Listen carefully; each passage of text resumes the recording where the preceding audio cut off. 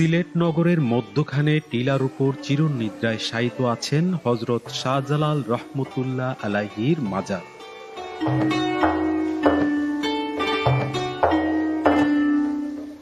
জিয়ারতের জন্য দেশের নানা প্রান্ত থেকে প্রতিদিন ধর্ম বর্ণ নির্বিশেষে হাজার হাজার মানুষ সিলেটে আসেন।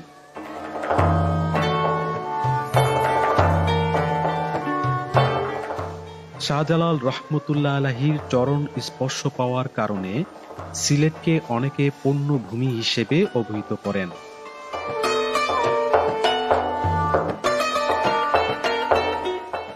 হযরত শাহজালাল রহমতুল্লাহ আলাইহি একজন বিখ্যাত দরবেশ ও পীর ছিলেন। সিলেট অঞ্চলে তার মাধ্যমে ইসলামের প্রসার ঘটে। সিলেটের প্রথম মুসলমান শেখ বুরহানুদ্দিন রহমতুল্লাহ আলাইহির উপর রাজা গোর গোবিন্দের অত্যাচার এবং এর প্রেক্ষিতে হযরত শাহজালাল রহমতুল্লাহ আলাইহি ও তার সফর সঙ্গী ৩৬০ আউলিয়ার সিলেট আগমনের ইতিহাস একটি উল্লেখযোগ্য ঘটনা। শাহজালাল রহমতুল্লাহ আলাইহির মাজার চত্বরে উত্তর দিকে রয়েছে একটি পুকুর।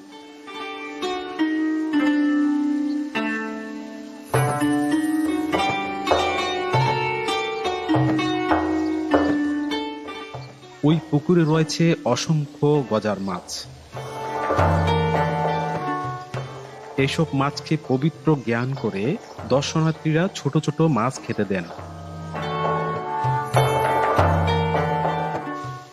গজার মাছ পুকুরে ভেসে বেড়ানোর আগতদের আনন্দ দেয়।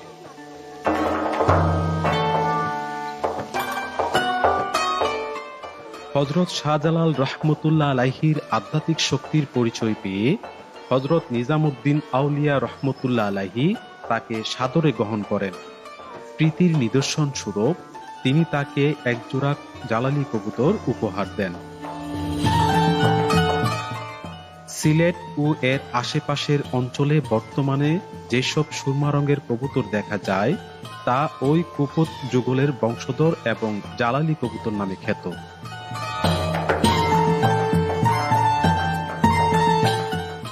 মাজার এলাকায় প্রতিদিন ঝাঁকে ঝাঁকে কবুতর উঠতে দেখা যায়।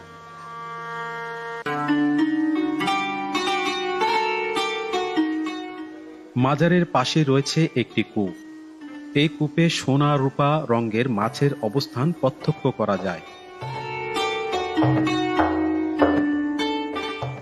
চারপাশ পাকা ওই কূপে দিনরাত পানি প্রবাহিত হয়।